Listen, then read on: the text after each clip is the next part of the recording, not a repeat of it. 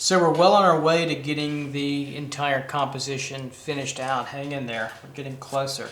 So we've got these 3 difficult glass bottles. So the idea, I think, to keep in mind when drawing structures as this is that ultimately they're more simple than drawing a human form, quite a bit more simple. First thing to think about, they're simply tubes in cylindrical forms with slightly spherical forms as well, and some are slightly boxy with the Sapphire Bombay bottle. So keep that in mind as you're drawing and sketching.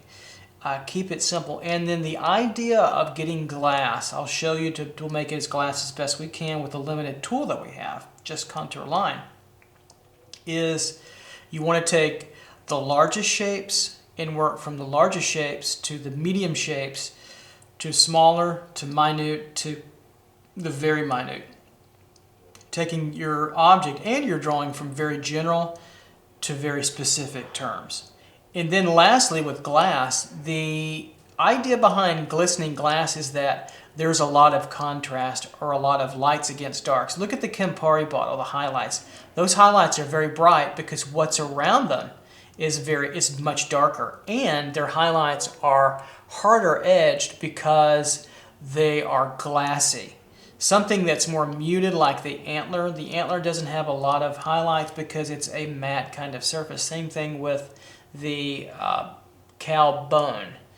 Same thing with the leaves. But the glass bottles are glossy because of the glass surface, and to interpret that you want a great degree of contrast with your line work. All right, so having said that, let's start in on our bottle here. So I'm going to check my width as we're drawing. Would look pretty good coming up here. So we'll start in on the bottom part of this, the unlabeled, most unique bottle, kind of a genie bottle, I suppose, if you will. And we'll start in this object. It's kind of a bowl at the bottom, isn't it? You see that? So we'll start in and through here. We don't see a lot of the bottom. Maybe it comes in just about under and through this bowl turning. I'll just emphasize a quick line through, and then it comes up and over and through here. It emerges.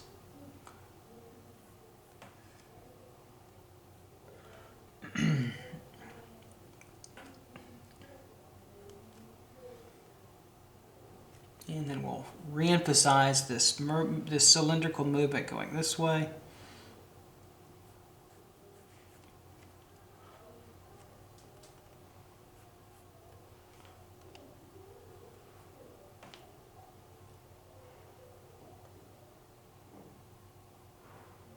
And we'll come up. This is a little bit of angle, not quite straight, so we'll come up here.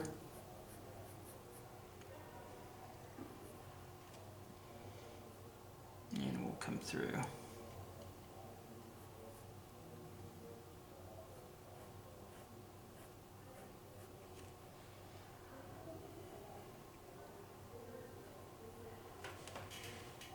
And we'll turn this up and over. This glassy part gets a little lighter running through there. Kind of lose it against that gin bottle behind it, which is good. So that means this line will be lighter. Coming through, broken a little bit, and on up.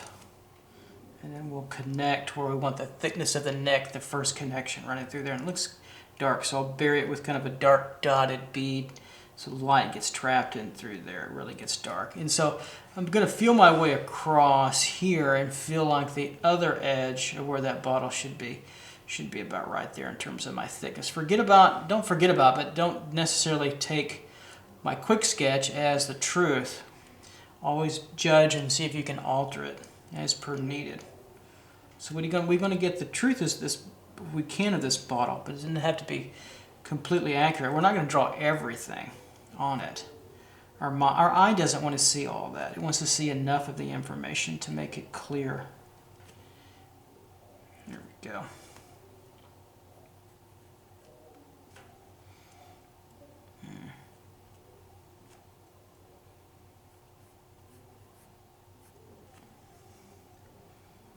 So we'll come down here. This is pretty light.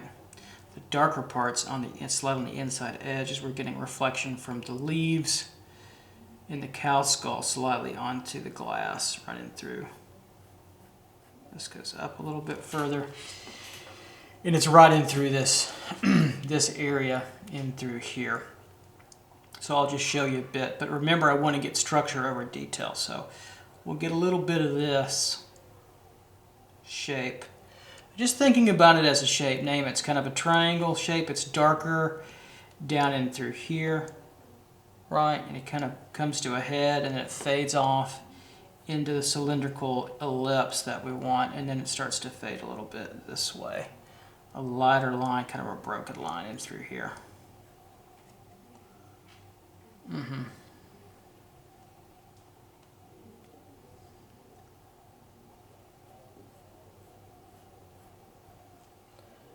And then we get this underneath and through here. A little bit less contrast. And so we want to get, see how this makes a cylindrical, elliptical edge right in through here, but it's broken up, right? So let's get, we feel the structure of it. You can even sketch a little quick sketch line. You can see where I had it. We can get that, but we want to, I want to emphasize this first. This planar change, as it domes out here, then it kind of flattens off downward. Let's get that first, but we've got to think about its detail because it's not one straight line. So we've got this weird little sort of highlight, little two-prong highlight there. That's kind of darker line around it. And we'll start to give a little expression to this. And through their dots and dashes and waves. How dark are they? How light are they? And then we'll start to see this coming down through this reflection. And I start to see this sort of shape right in through here, less contrast here, and then more contrast, darker line for contrast here coming through. And then we'll break off. Instead of going down here, I want to come back and catch this ellipse to keep our objective true. And through here, then up, it gets a little bit darker. Kind of a nice crevasse. This is blue, so where are we getting this blue from? We're getting this blue from this bottle. Here's the edge here as it sits down. Right in through, it ends and goes back up vertically this way. So this comes through all the way to here and then goes back in perspective slightly that way. All right, so let's pick this back up. Difficult, isn't it? It's a lot of dots and dashes, and it's almost like a hieroglyphic language in contour. Just pretty interesting idea. Contour is hieroglyphic. Well, they both use line and symbol, right? We're making symbol. This has more contrast. This has a lot of degree of contrast in through here. Then this less so, a little bit lighter, this curve catching up to there, a little bit lighter, then a little bit darker. So I'm being sensitive to the darkness and the light and also the shape. Notice I named it a curve. I named this kind of elliptical curve. Lighter here and a little bit darker, even in the same minute space. This goes darker and thicker and over. And then this wants to, we start to come up a little bit to here. Notice how this wants to kind of dome out in this direction and downwards.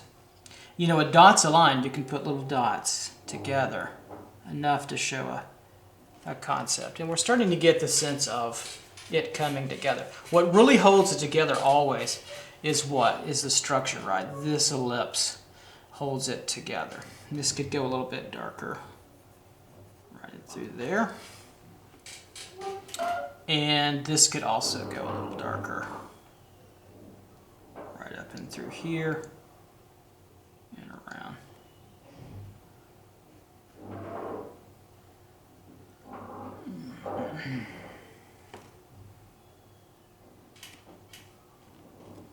And so we'll catch this kind of dome curve. This is the blue area, and through there. And then we're going to get this sort of rounded area. This might actually be on the glass itself, kind of a dimple of some sort.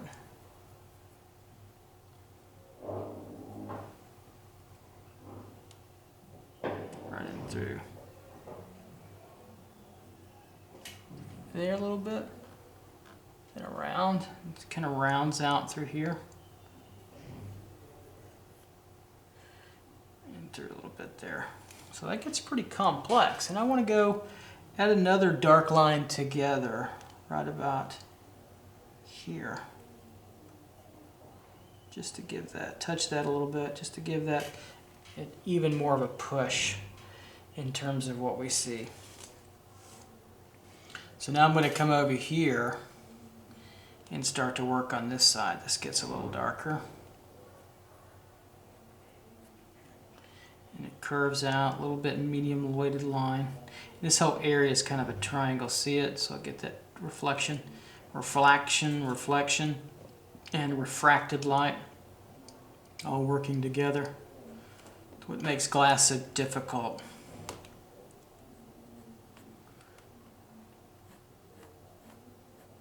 An artist you should look up, a good colleague and friend of mine that lives in Phoenix, Arizona. Her name is Cynthia Peterson, and she does watercolor, beautiful watercolor paintings. Some of my favorites are of glassy surfaces that are candy dishes and Christmas tree balls, petri dish type flask type objects, and all kinds of arrangements of these saturated colors and still lifes, and they're quite gorgeous. She's a master of watercolor. All right, so her name is Cynthia Peterson. If you're interested, take a look at her. Google her. She's from out of Phoenix, Arizona. All right, so if we come down a little bit in through here, this is an open area. We kind of need that as a rest, but I want to get this little area a little darker. Capture that, capture this coming down a little bit to give us that. And now we can start to say, okay, this opens up a little bit here, to be really sensitive to it.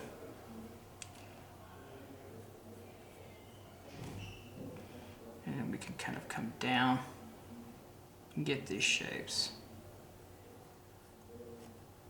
Maybe just a little bit of openness here, and with a little bit of reflection coming through.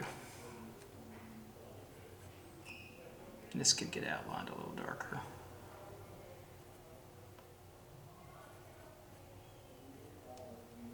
There we go.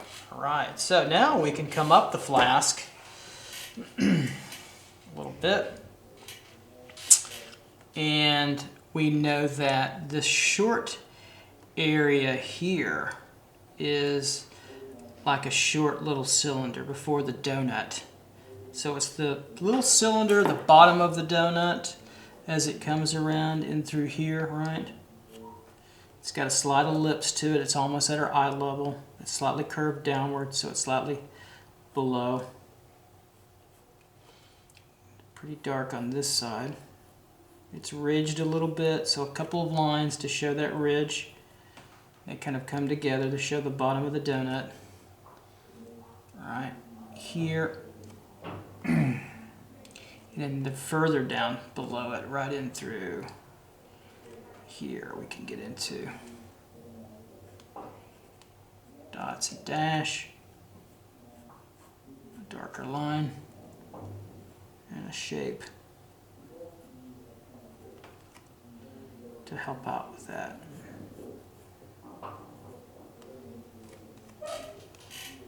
So I'm going to leave this a little more open right in through here and let your eye create an applied line through there. Now the table, see where the table, now the table, I'll use my ruler line to show you that. There's the end of my table. See how I'm a little bit off? It should be here. No sweat. No big deal. It's not that important. What's important is that this table comes together here for me, for my purpose. And it does, and that's going to work out for me. So the perspective will be correct to get that tabletop to really sit down. Okay, so a little cast shadow, form shadow actually right in through here. It's reflected with glass, so I'll just get a feel for it and put that in right in through there. Kind of a C shape, sort of a claw or hook right in through there. Now we can go with that donut part of the still life right in through here and in through here. So it's kind of a donut. So it's wider, it gives it kind of an elegance here.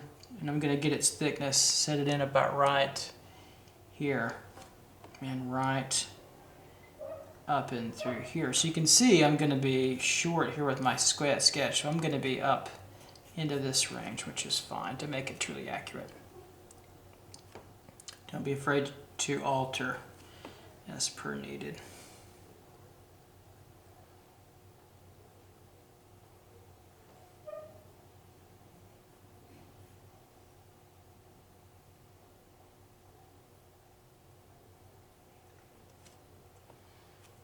And around.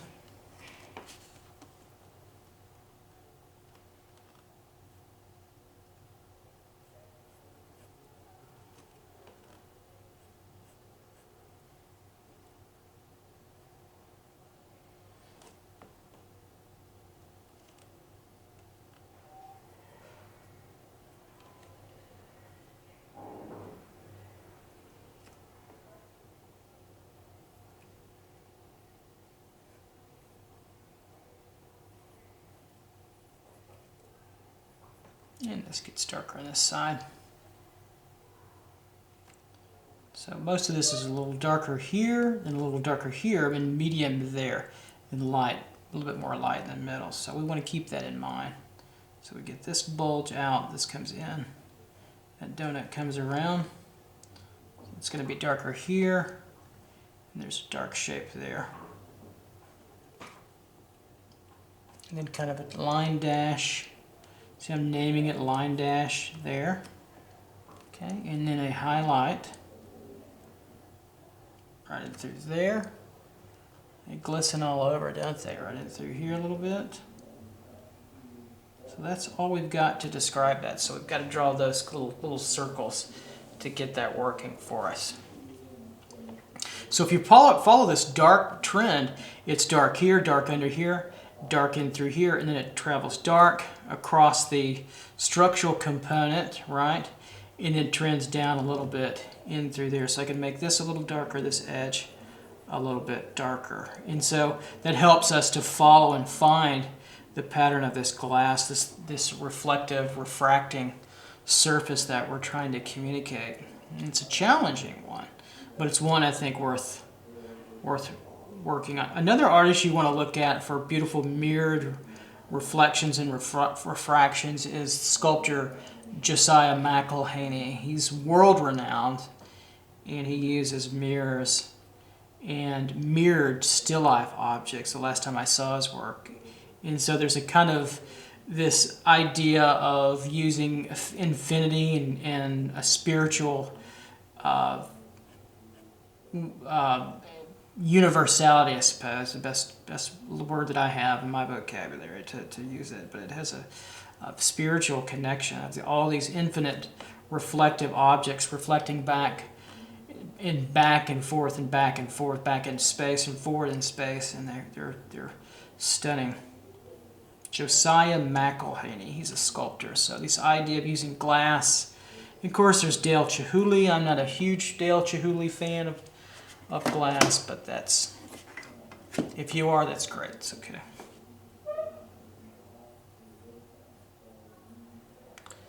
And this area is darker, so a darker line in through here just to signify this darker reflection. So I'm really going to push this line way darker right under here and right under here and there. Kind of a dot to get that to work through. And all of a sudden we start to get a glass bottle that's trending and tending to emerge forward for us. I might catch this table a little bit. These bottles seem to be pretty accurate. Campari may be a little pushed a little high.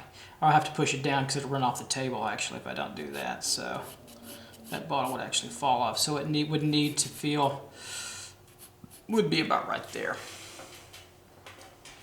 I'm okay with bringing them down instead of pushing the table back a little bit. Make a little adjustments for the sake of your work. Okay.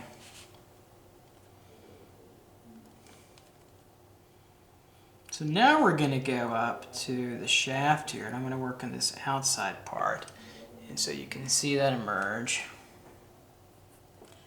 And that's going to come up. And we're too low or too short with my quick sketch. And so we're going to higher a little bit. And I feel like the gold, that bronzy gold label underneath the cork part starts about right here instead of down and through here. So about right in through there. You can use that, and of course that will turn around in through here. And then really start to hit the bottom part of it right through there. So I could go a dark spotted thing in through here and downward. And if I want, I could even take my ruled line. I'll show you something to keep it nice and man-made. I don't want to make that very dark, but I can give a little bit of a ruled line as long as I keep it off balance and fluctuating, just to give a kind of a straightness to it. That's important.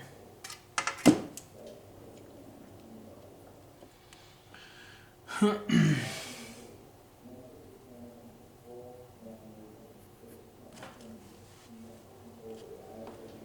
then we'll start to move around.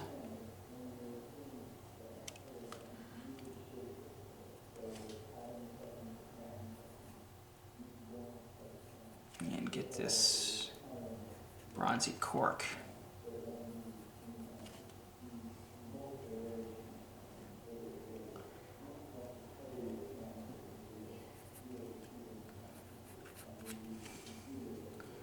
And we'll start down this side. Maybe I'll do the other side too with a hard edge. I can use this inside edge. It's what's great about these triangles. You can see through them, so you know where you're at. Here. This one's a little darker all the way through. And then we can vary that. See, I noticed I made that little break because I want that just for variety's sake. And then I can take this line, maybe darken it up. Even though we may not see it, I can make this thicker just to give it variety.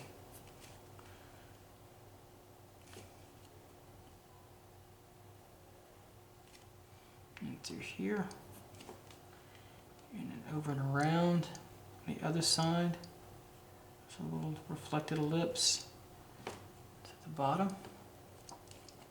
So it's dark here.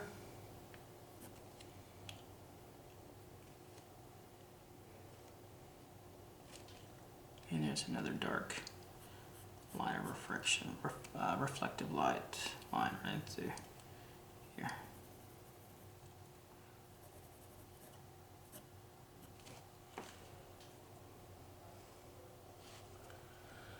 And we can come over now and get that little orangey label about right here, that rectangled orangey label.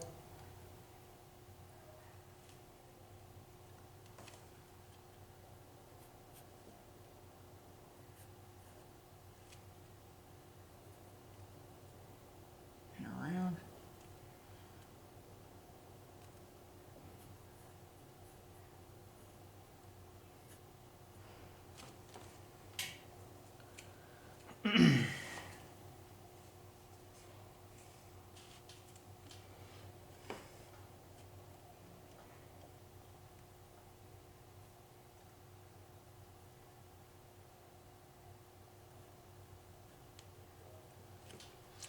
This kind of has a wavy reflection. It's from the cloth in the background. You can kind of tell because of its color and its waviness, it's picking it up. And this one, this line on this other side will make substantially darker since it's more in shadow.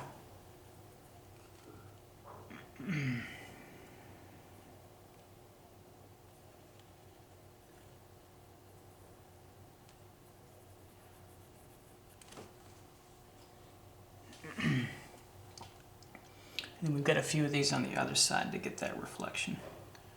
Through here, a little bit darker. And up through here.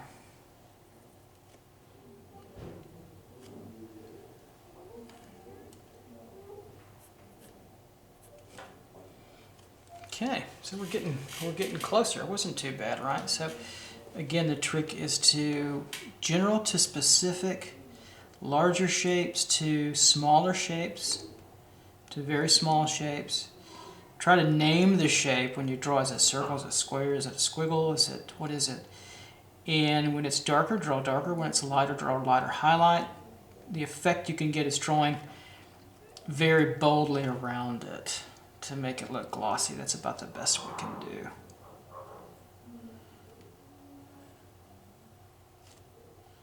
Coming down and getting a little bit more attention through here. So glassy objects will, even in contour line drawing, it's actually best to draw them very complex to help you get at that complexity. You know, try not to omit too much. Actually over add, and that helps bring about the illusion of that idea even more so. It's not an easy thing. I'm with you. I hear you. All right, so we'll move up the shaft of this liquor bottle.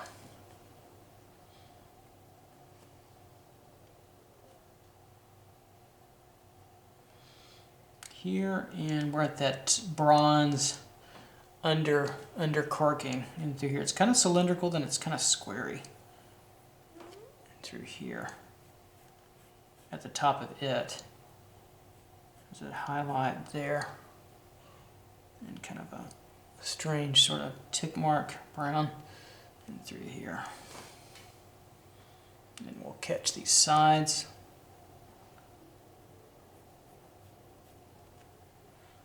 And the sides here.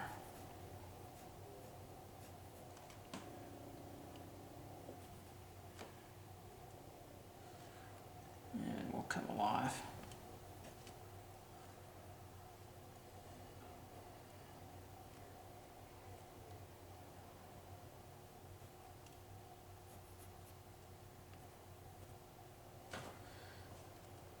Alright, so now we're going to go up for the last part of this bottle and go up this turning cork part, this kind of top knob, if you will. And so it's pretty dark on all sides. Up, it's got a lip in through here. Now it's got an ellipse, right? Can you see that right in through there? There's the ellipse. So we're looking slightly down on it. And through here. You've got to be careful. You still want some variation even in this darkness. So here, this edge is strong, and then it gets a little lighter. Right, and through here. I'll left that slightly broken just to show that off. And I'm going to put some more elliptical type lines in through here just to show that it's hard to see them. So this is more arbitrary. I want to show off the structure before detail. Highlight, I want to make it a little bit bigger so we can really read it. Right in through there. And then we'll come up the other edge. I'm going to leave off that little brown label because I'm really worried about this structurally being accurate, so we want to get that, take that off. I'll eliminate that artistic license. And through here, then around, and through here, and over. And I'm going to make this edge a little darker too. Okay.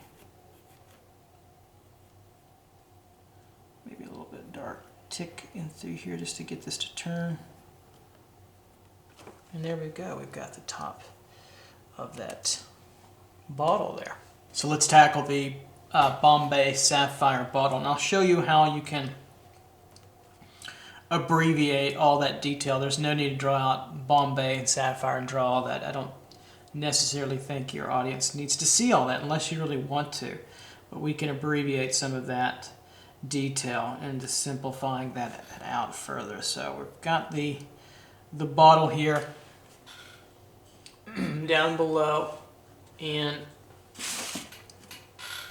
we're starting to work it into our drawing or composition, a little darker in through here. Again, trying to give you, as I narrate a little bit, what I'm thinking as I'm drawing, mostly about the drawing, obviously, not completely. I'm going to grab where the start of this label might be, right in through here, and up, and then it's pretty much a vertical up, pretty high, about to right in through here. You kind of already got. In through there. So I'm going to work the outside here a little bit. This little area gets darker where that cast shadow is. You notice some of the table again is a little shorter than it was than the image we're working from. And that's okay. That works out to a cast shadow here.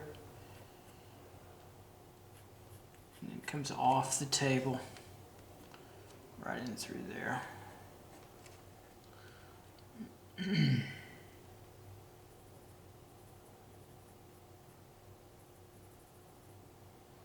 Darker line through there. And so this cast shadow ends a little bit darker right in through here in the back, and then we're going to bring that cast shadow up and through here. Nice vertical, but not so tight and taut as the wine bottle, because it's being diffused a little bit and refracted by the light. So it's going to be a little bit blurry and wiggly, and I'm going to give it a couple of lines at least in through here to break up. Let's just show that off a little bit. It's a little bit darker right in through here. And then it takes off and up. And it kind of comes up and through. And of course that reflected light will come back on over that cast shadow through there a little bit. And so we get this kind of reflected sort of blue in through here, and I'm going to take my eraser and take a little bit of that out. Right in through there.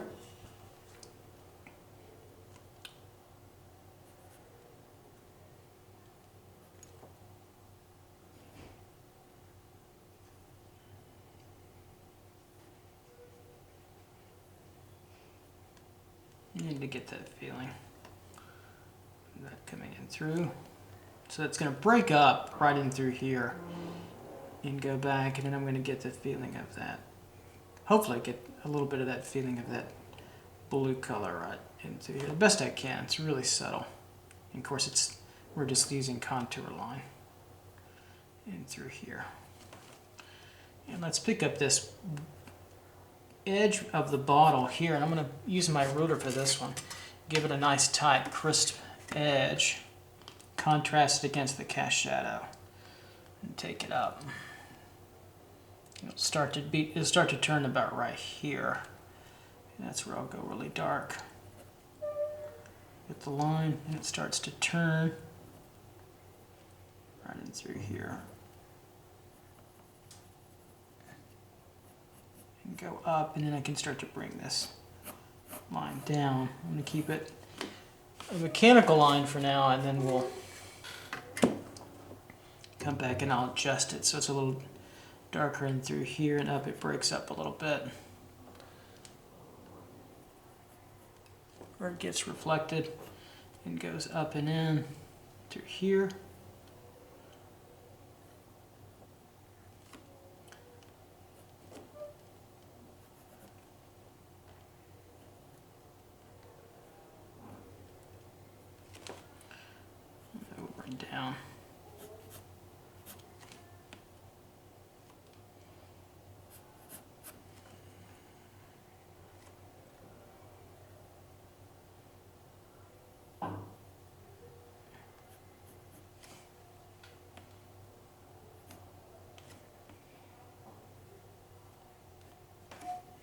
Okay, so now we'll come up the other side. So there are two different angles. It's hard to see here, but if you look right past the label edge where the gold and the white is, I'm going to mark that so you see it. It's about right here as it comes up. This is a little tricky. Right through there. So that's that. And I'm going to erase that off just a little bit. Clean that up so you can see this before we get in there.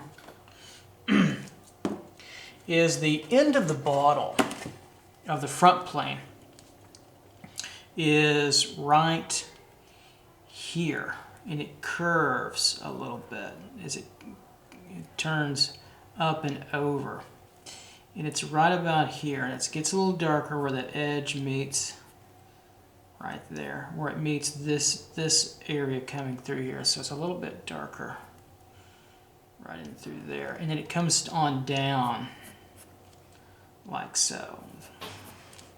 And it's a little bit blurry, so, or a little bit softer edge, so I won't use a mechanical line through here.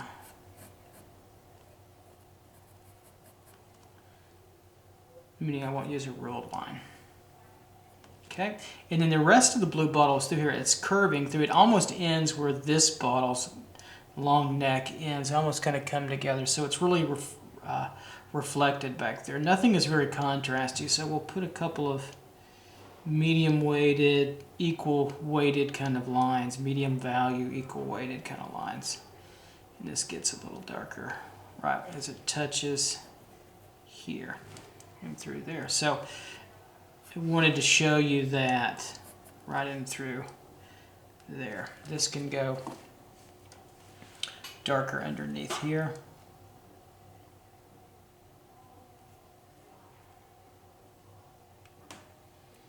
A couple of extra lines through.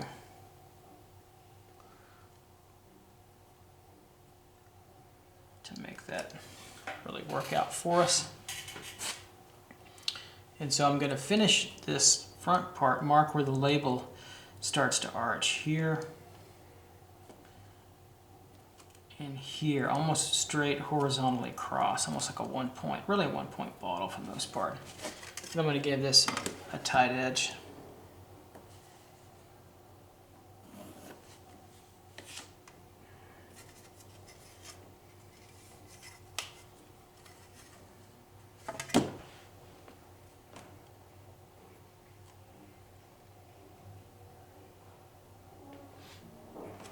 Okay.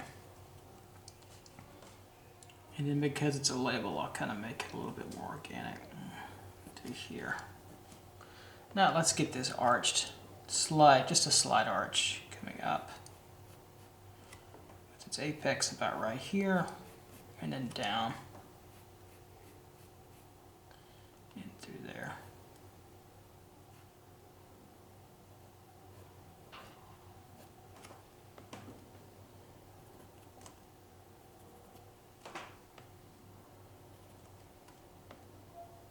Here we go. All right, so my next move is to catch this edge up to here.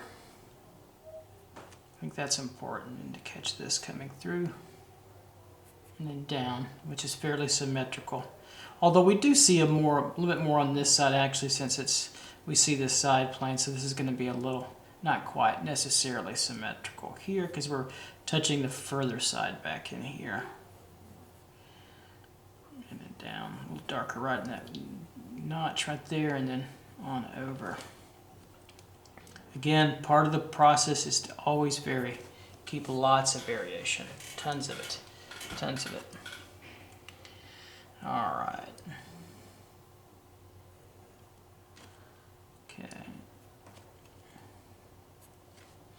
Okay. So let's work this top from this bottom part of our label. That black excuse me, area where that's starts to move into the funnel neck part. It's almost straight across, but we'll give it a slight curve. It's about almost at eye level, but not quite, not quite. Up and through here. Of course, it's going to have flower, those grassy flowers we'll work on a little bit later.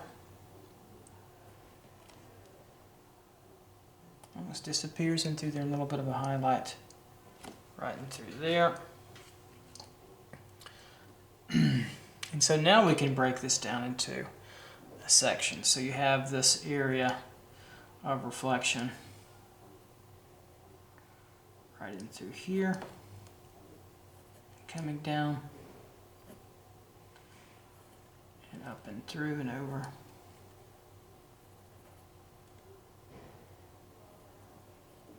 To get that to work fairly dark on both sides, a little bit darker maybe on this side, right in through here, and dark across that label because it's such a contrast, decent amount of contrast, right in through there. And then we get sort of this streaky line or two coming across, like so, kind of a dot and dash, dots and dashes, and through here. Okay. Sorry if I get my head in the way some. And we'll get a reflection over and through here. And there's a little label sticking through here. I'll go ahead and get that, I guess. Not really important. And then lastly, there's a little bit of a, the end of the bouquet,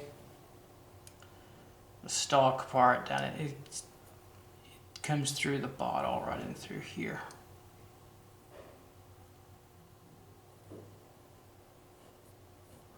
There we go. Okay.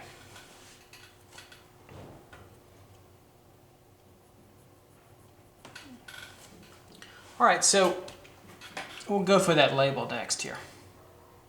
So now going for that label on the Bombay Sapphire gin bottle. So, you know, if you wanted to draw all of that and not abbreviate it, I think that would be fine. But I would prefer, and I'm going to show you what I'll do, obviously, if I draw it, what I prefer.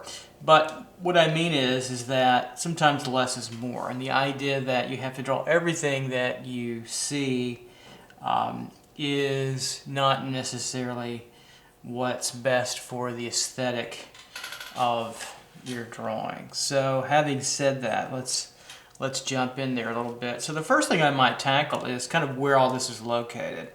So the upper half here is where the label is. So I might just get a little gesture curve to suggest where the Bombay writing is, and then a little area, this kind of medallion portrait, where that goes there, and then the sapphire writing would curve downward.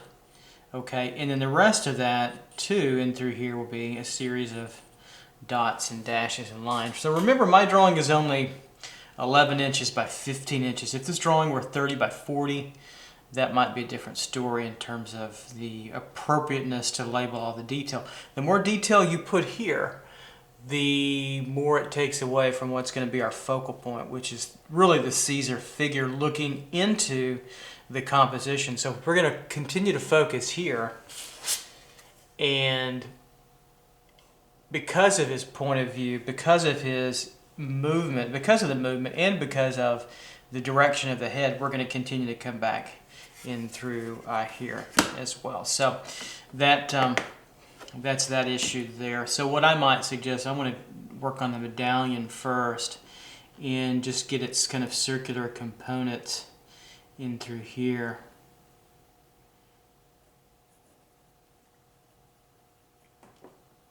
And it's got this kind of crown on it with just a series of dots and dashes. I want to suggest that which is there rather than draw all of it.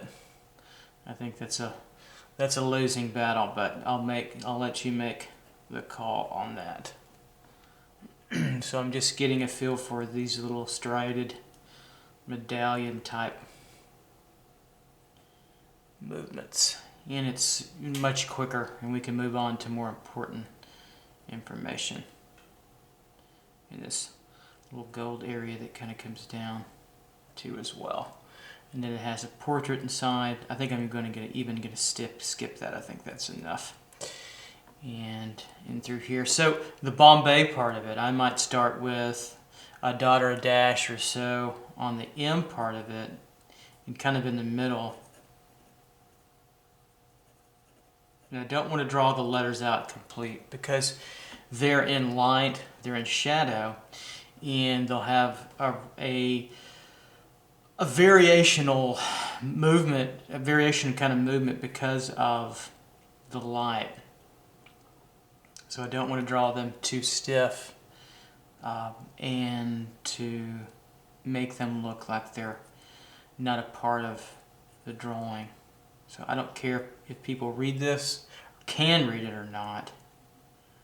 The trick is to get the impression of it. Take a look at Degas and Manet, especially Manet's painting, his famous painting that's in London, that's in the Courtauld Museum or Institute, I forget, of the woman who is at the bar, and we have a great deal of reflection. And there's so much reflection, and there's labeling going of all the beer and wine bottles, but you can't tell, you can't really make out all of it. That's a great idea of kind of what we're going for here. It's kind of an impressionistic illusion, if you will.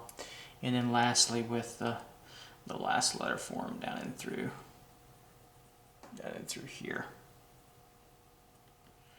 And then there's this shadow that comes across the label and through here, kind of downward. I'll go ahead and pick up and get. And yeah, I left out that stripe. I'm going to leave it out actually. It's enough information in there. But if you don't want to and yours don't, go for it.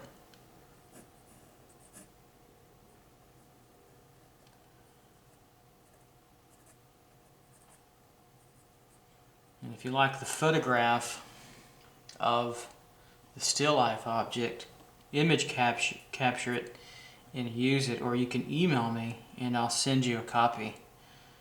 If you're not with NKU, if you're in India or Brazil or Germany or Kyrgyzstan or Australia, New Zealand, let me know and I'll send it to you. I'd be happy to. Or set up your own. Either way. Alright, so if the other letters on the other side, notice I work from the middle outward and the middle back, so to help better place.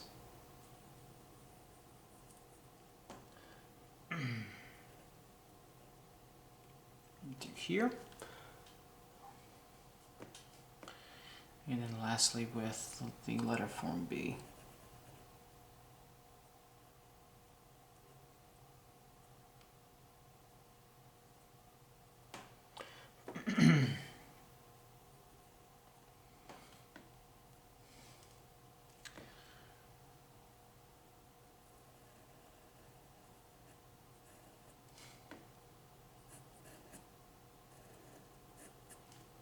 And now we'll go for the sapphire lettering underneath it, underneath that medallion that we drew.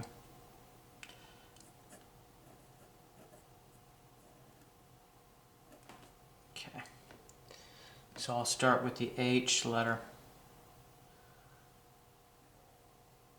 And it's kind of tilted to the left, upward.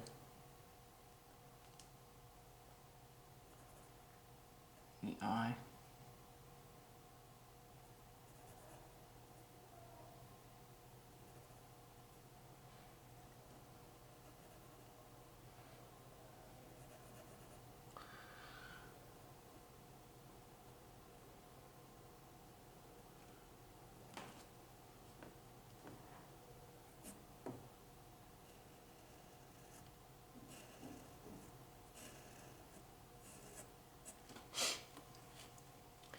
And then I'm going to work from the P's, the P to the right to the other P to the A, and then the S to pull that back up. It tends to want to curve in the other direction.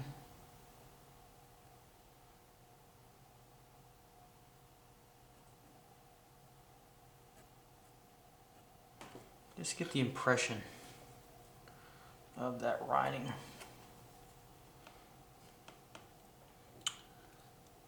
And then the A.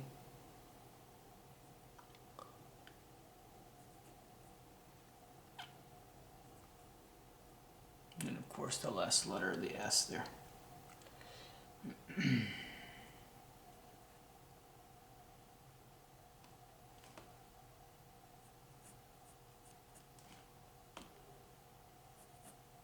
And there we go. We've got a reasonable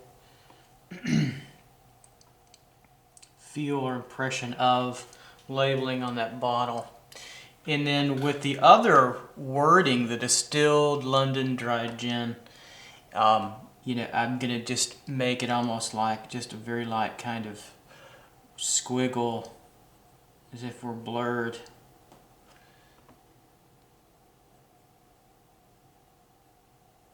And this is very idiosyncratic. I'd be interested to see what you guys come up with.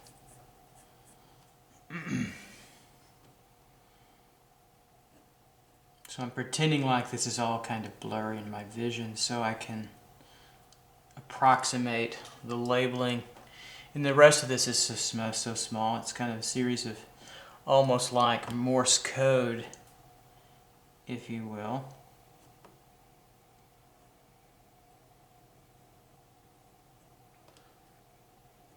I think we get to the point where we understand that's labeling. So we're doing pretty well there. I think we're getting to a point where we can move on to the floral area above it.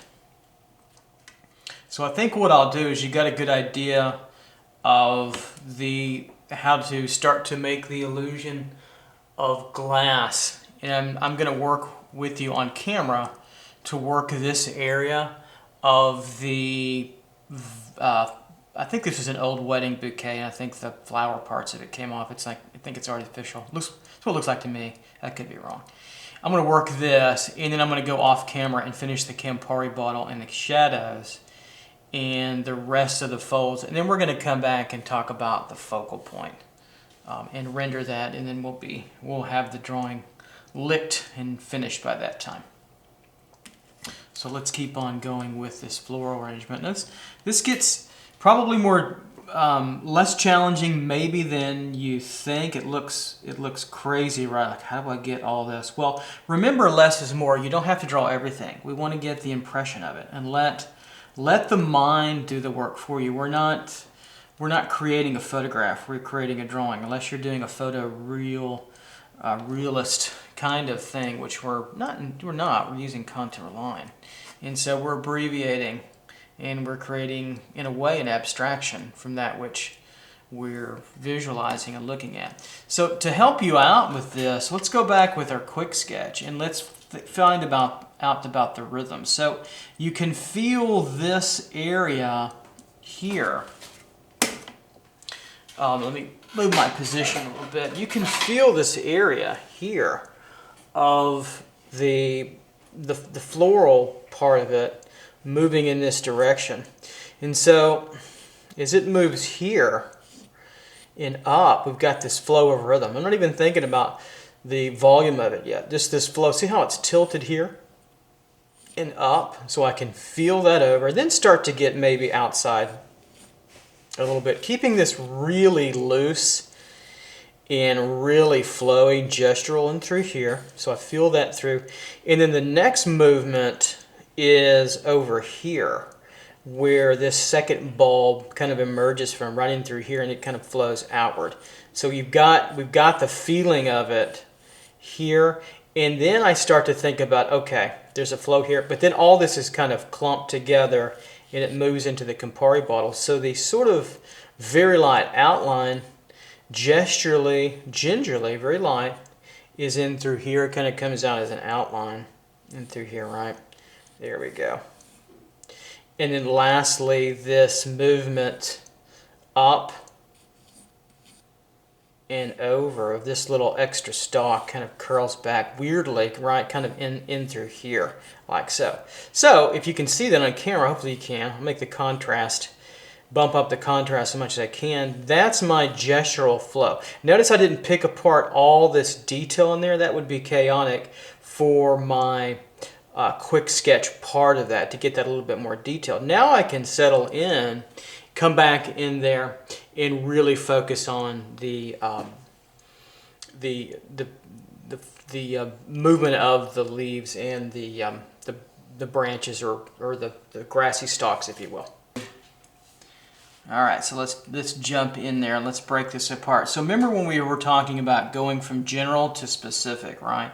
Breaking this down. What's the same idea as before that we're going to be talking about in through here in working with that. And I think one thing I want to correct that I don't like too is take a look at this. Here's a good idea of corrections. Notice how this neck part is really thick compared to the thickness here. It's too thick. I've made it too thick, so I need to go back and correct that. So I'm going to take my trusty eraser shield and I'm going to erase this out here and take it out. So that way we can slim this up a little bit, bring it up a little bit higher and make that correction. Sometimes I make corrections that I think are important, and other times where I'm a little bit off. And you're always going to be off a little bit from time to time. I don't. I just leave it. I think it's fine for my interpretation. Other artists might have a different opinion of that, but I have probably a more relaxed opinion of some of that. So let's bring this up a little higher, because I don't want to eliminate all of this. So let's bring this up a little higher and thinner, right, to here, and we'll bring this in here a little bit. And we'll bring that ratio of thickness to, I think, a better conclusion. I think that'll be a better deal for the drawing, as if the drawing cares, right? But I care. So I think that's going to be better, a little bit accurate to the image, more accurate to the image we're looking at. Then I can come across this label here and bring this up and over, and it's about this high. It's almost straight across. It's still slightly curved this way. Do very dark, but even then I'm going to try to get some variation in there to make this work out for me. Here, and then little highlights glistening in through there. Okay. So again, I keep my pencil about medium sharp, but I keep turning it, you'll notice that. And I find a little sharp edge where I need it and a blunter edge when I need it. So I'm allowing, when I draw, the natural erosion of the lead to help sharpen and also dull parts of my pencil that I can use for my line work. It's really kind of a weird process, but that's what I do. So we're going to work this top area in through here. The last part of this opening of our bottle, our gin bottle. Now I think we're ready. That looks, don't you agree that's a little bit, I think that's a little bit better than what we had before. I might take off this nick on this side over here. A little bit too much. Always correct if you think you need corrections. You are in charge. And some of you are kind of being self-taught and teach yourself some. All artists, to some degree, are self-taught. We can't teach you everything, but we think we can as professors, but certainly not always. Anyway, that's my 2 cents on that. All right, so let's take now a full understanding of this. So I'm going to work outward here first to the right and up and over, and I'm going to try to be as judicious as possible with my,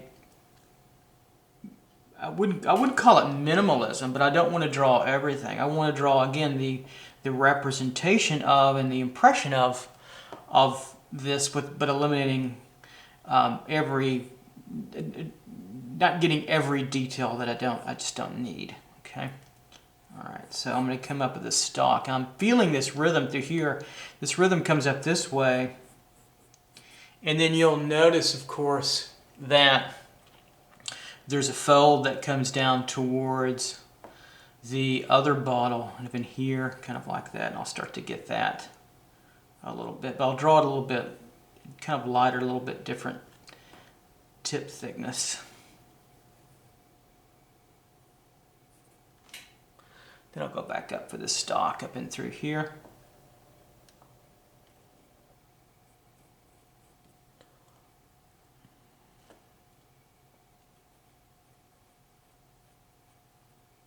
There we go.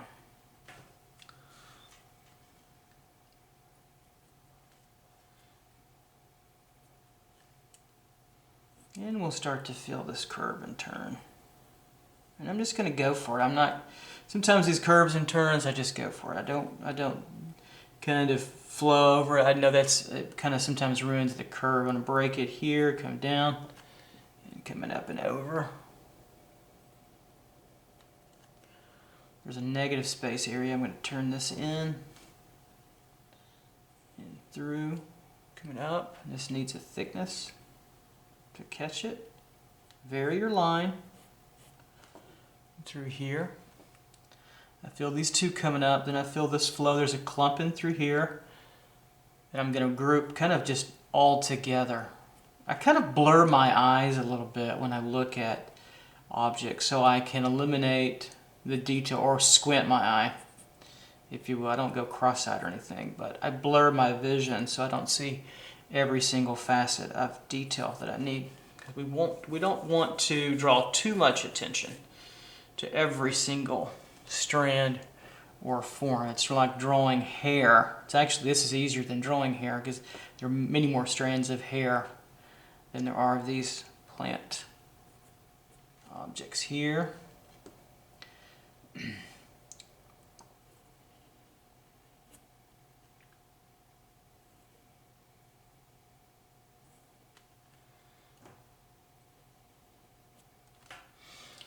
So we've got that flow coming down, and some of these I'm just going to break into simple light lines to go behind.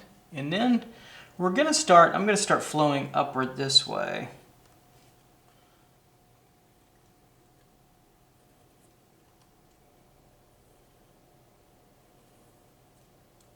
Like so. May taper that one a little bit if I need to.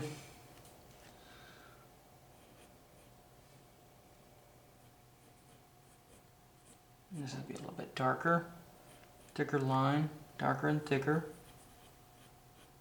Darker usually means thicker, but not always in contour lining speak. If you look at most paintings, they are at its micro level. They are symbols of dots and dashes. A great example of that is probably the world's premier painter's painter, according to artists and art historians, would be Velasquez. And if you take a look at his work, if you're at the Prado, which I've had the luxury of being there 2 or 3 times, it's immaculate. He was impressionist right before impressionists were around.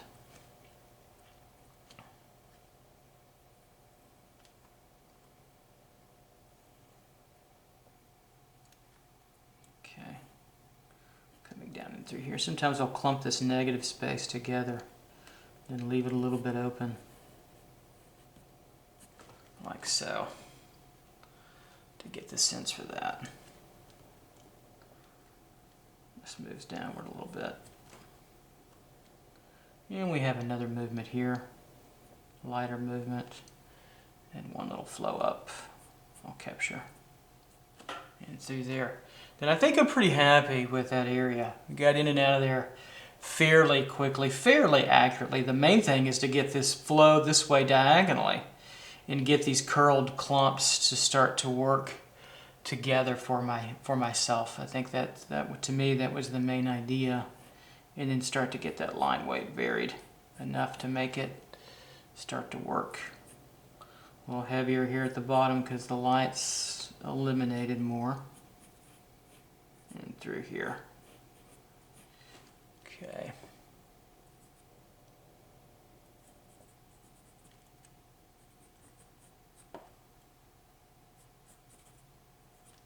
All right, so I've got that first clump.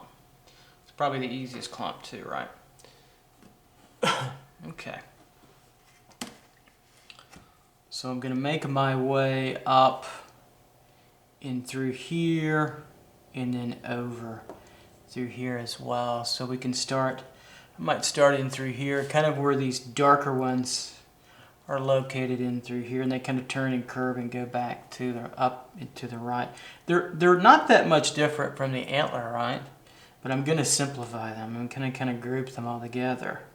So we have a curve that's starting to go here, and it's starting to go here,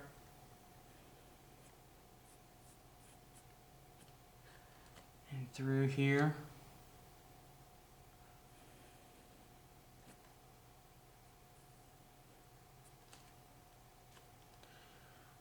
There's more, and I might interpret and draw some of the little negative spaces as opposed to drawing all of the stalks or strands.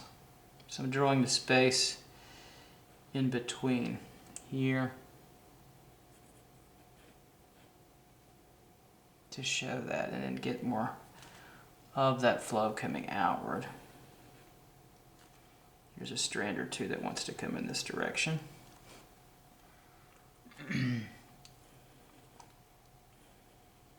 Like so. So we're definitely in the interpretive stages.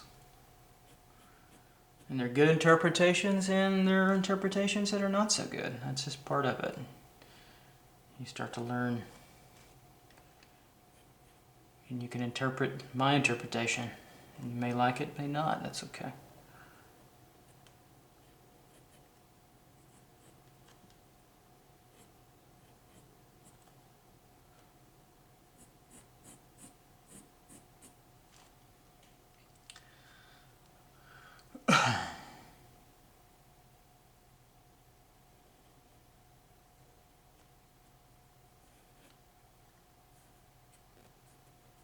Okay.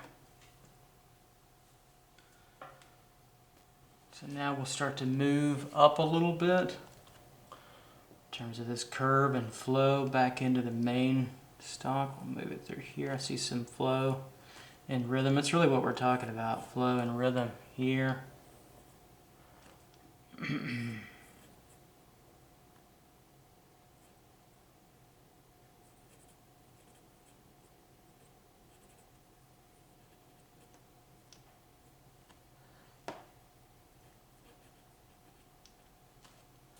this gets pretty dark.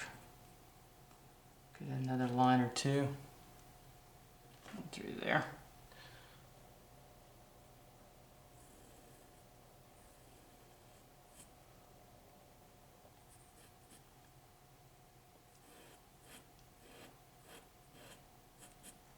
Through here.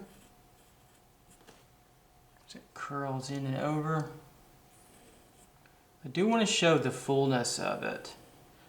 There's no doubt about that. Some of these make their way obviously over to, on the other side.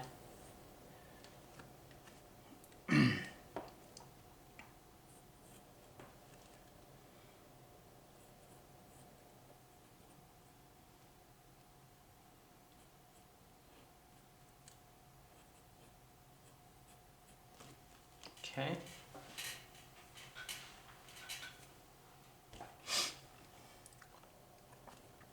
So I'm going to step over and get a feel for the volume in the width on the left side over and through here. There's a curve, a flow that comes over and around and under this way. Can you see it? It kind of moves from the stalk or the middle part in through here and over, and then curves down and through and kind of around to it, like so.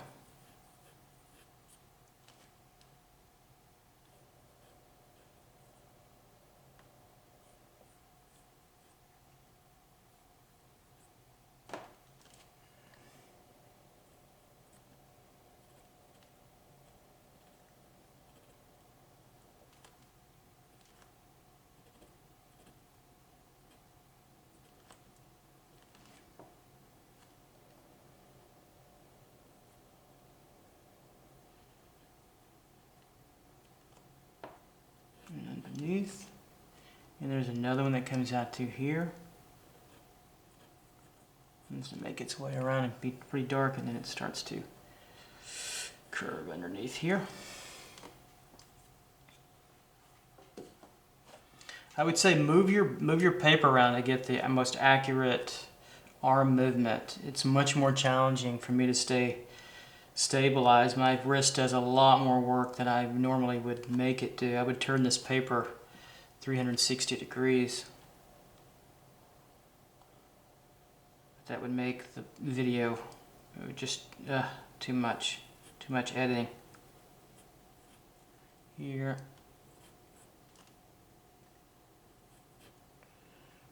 And then where it gets buried in dark, I'm going to go darken the edge. And then we come back through, so through here. Okay. So getting a sense for its width a little bit, so I have a better sense of filling it out even further.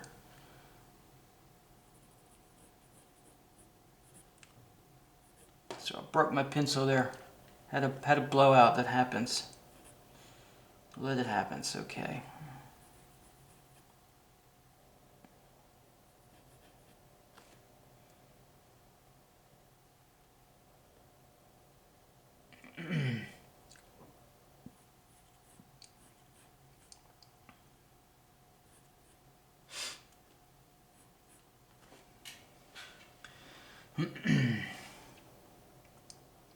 So this line's coming up. I'm going to make a line. It's a pretty strong outline, or width line, because I'm going to silhouette a little bit to simplify in through here.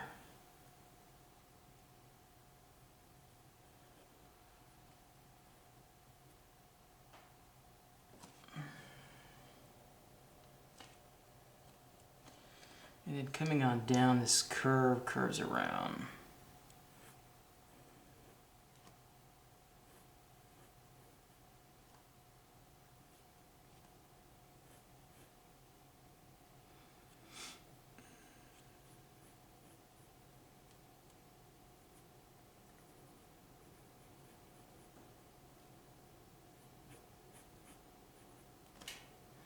And through there. And it kind of winds up on top of this Campari bottle a bit. I'll probably have to raise this Campari bottle up a little bit too as well to see that. So always an adjustment if you need to as well. So we'll come through and up and over.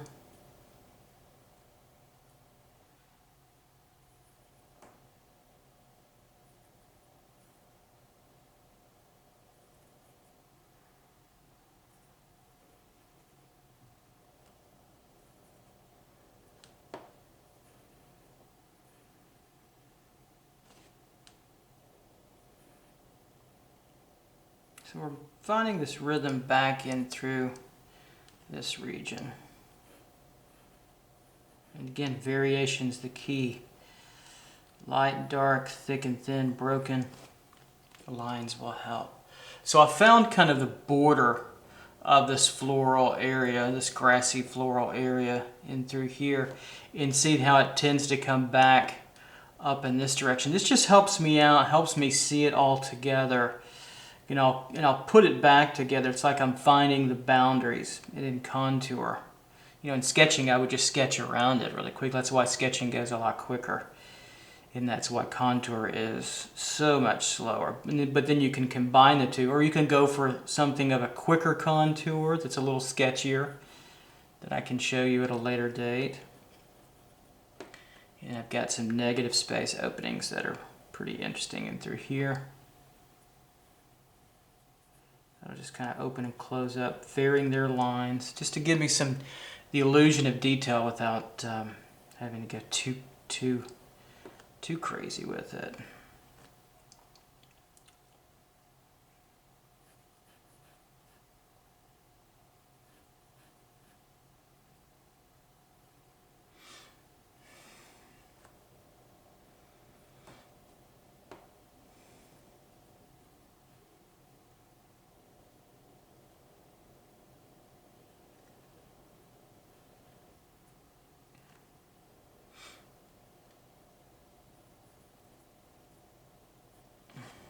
Okay.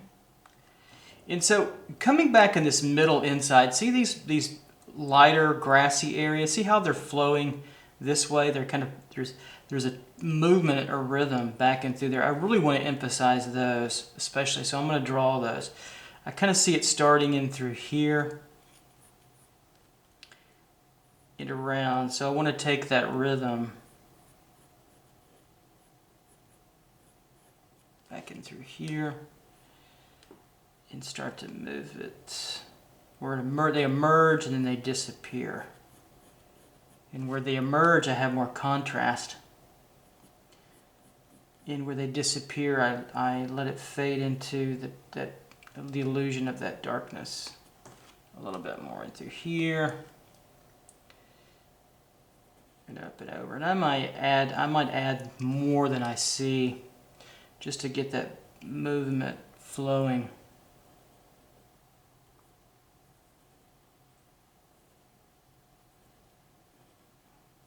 Now that I've picked up on that internal rhythm.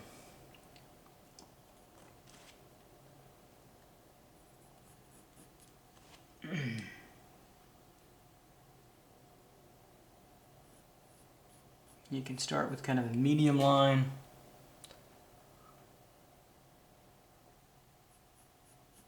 Medium to light line, and then darken it up, taper it. Let it fade so you can get its flow and movement to where you need it to be.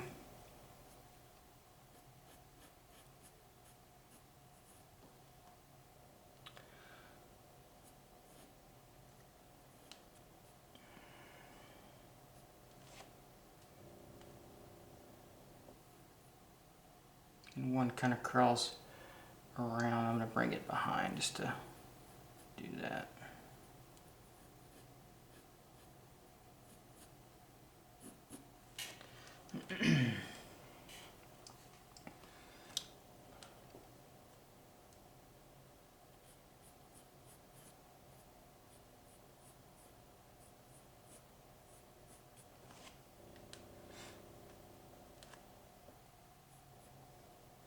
So I think probably the most important thing for me in this drawing is to get the overall outside silhouetting pretty accurate.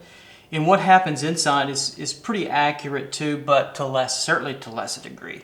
It's chaotic in there. I'm not as interested in drawing all of that to such a high degree of accuracy. I don't think it's important. What again for me is to get the impression of it. Other artists would. They would spend, and they might spend 8 hours on this, and I can't do that because I would lose you all to draw a drawing coma.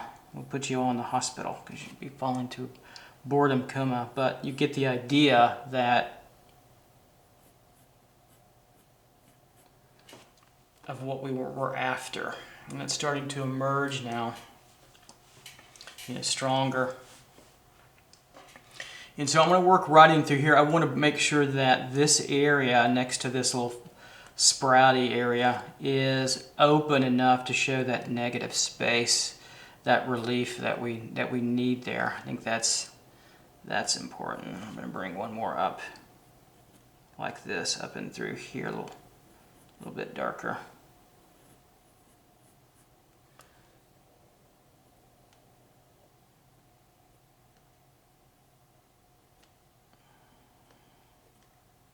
There we go. So this volleys over here, and I feel this darker, kind of where this would be, that boundary edge of the main parts of it, right in through here, and then back down. So I'm going to go over that line and make sure that that's a strong, kind of darker, grassy, floral, whatever boundary.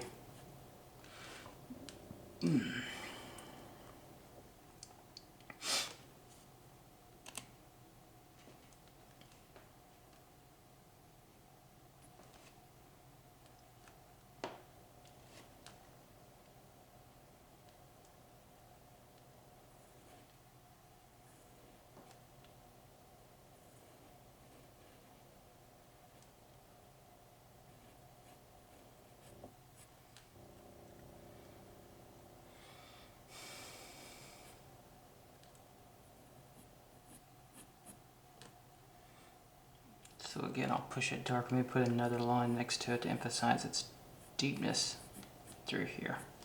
And that will start to separate those, I think, even better. So I'll look closely at it and then I'll blur my eyes a little bit. I know that sounds funny, or squint my eyes, just to give it a feel for the impressionist quality of what this is emerging to be.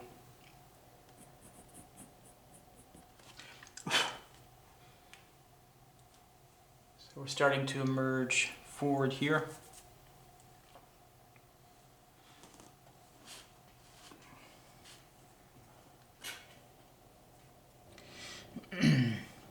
So that's that edge boundary as I'm moving up, back up and through here.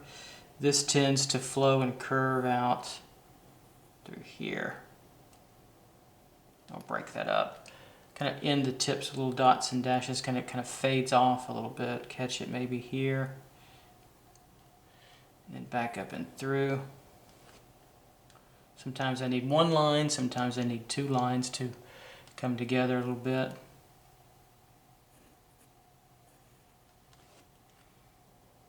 And then I'm going to get the outer boundary of the height up here, up and way on over.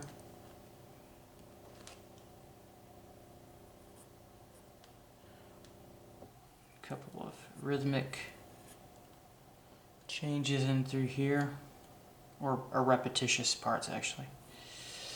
Up and through. Just kind of curls over.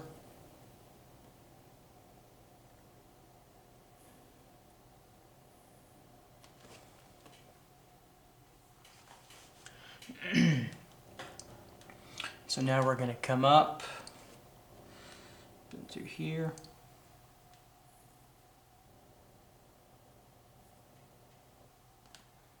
And stalk around to the right and then downward and up through.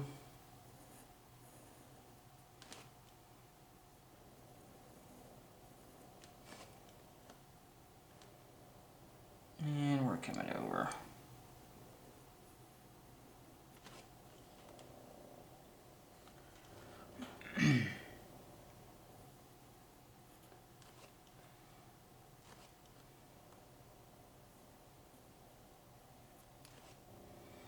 And so now I'm on my journey back to the left side to see this width in through here. I want to get that as that moves up finally. So I think we've got the lean nicely, and now we're just going to get the width of this over a little bit in through here. Kind of a negative space silhouette there. A whole.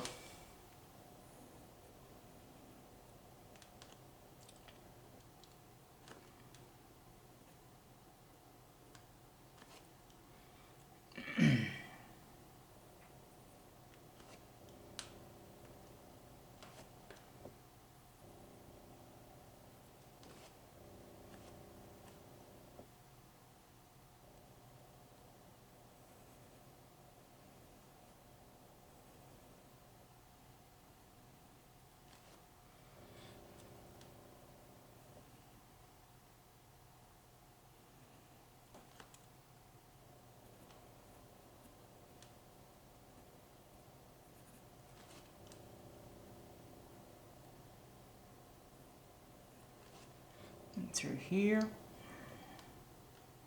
then we're going to start to feel there's a couple little negative space openings I'm going to draw. By doing that, it gives it more complexity than I'm actually drawing. This opening, it feels like it's clumped together. Then I can draw a few contour lines to suggest that. And I feel like this area, these two lines here, where there's a darker area to go darker, thicker line. That's about as thick as you can, that's almost too thick, but about as thick as you can make a contour line before it gets into value.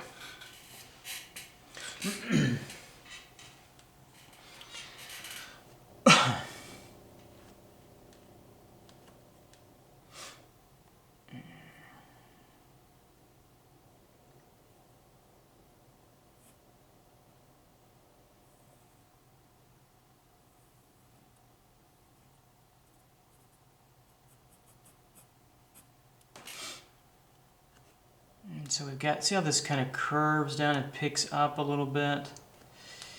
And this wisps over this extra curve coming back in the stock. It's all about rhythm and movement and changes. So what's true of rhythm and movement in still life objects works for figures, works for abstraction.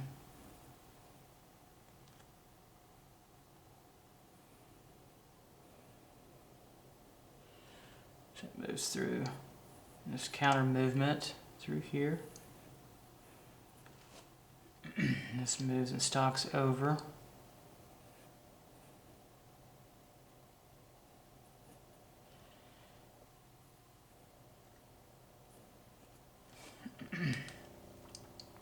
Then I felt like this little negative space hole in through here is really important, right? Here.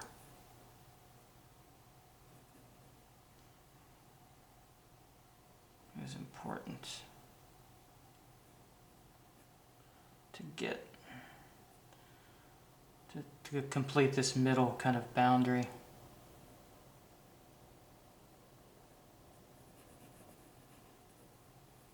Of thickness in through here. So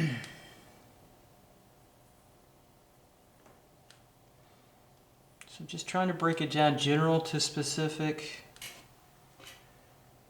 and from areas of great complexity to areas of less complexity, and to get the impression of it without having to sit and draw every strand ever. I think that's most of the time a losing strategy.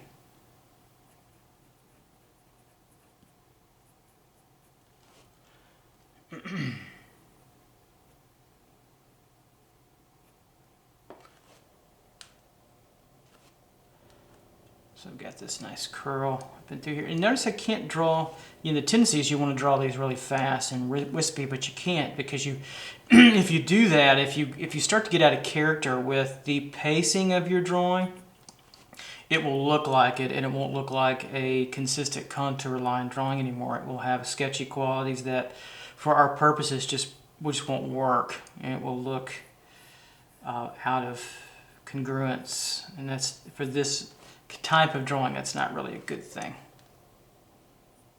So be careful, slow it down. I'm not going that slow anyway. I could even go slower.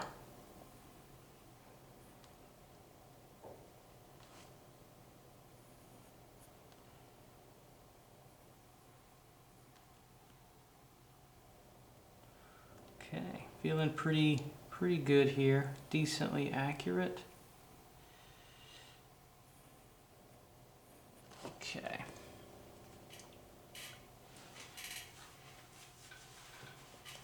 So got a good feel for it.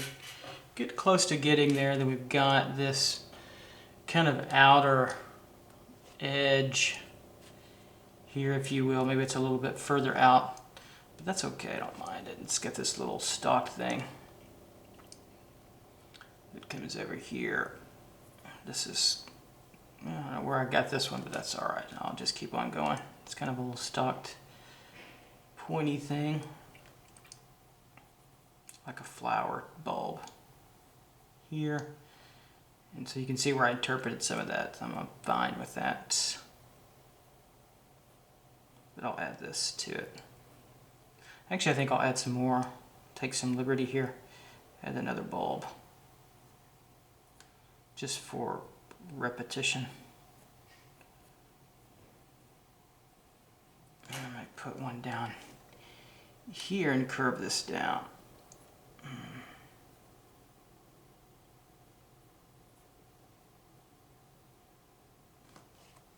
Maybe another one.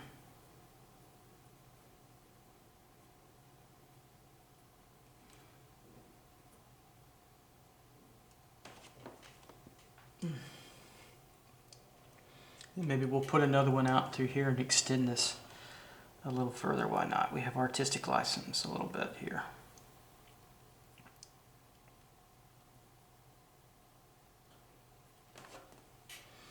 Okay, so we can grab this tip thing, not tip thing, but this little stalkier thing in through here as it moves downward. Keep its rhythm, kind of holly, a little bit brushier, scraggly, if you will.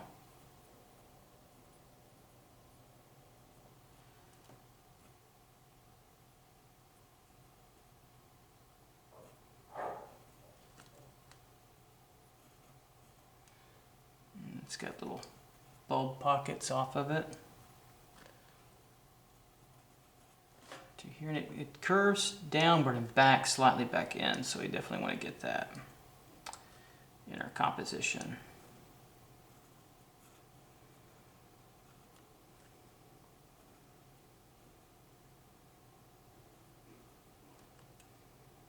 Moving through here, and it's going to start to emerge into our floral arrangement thingy,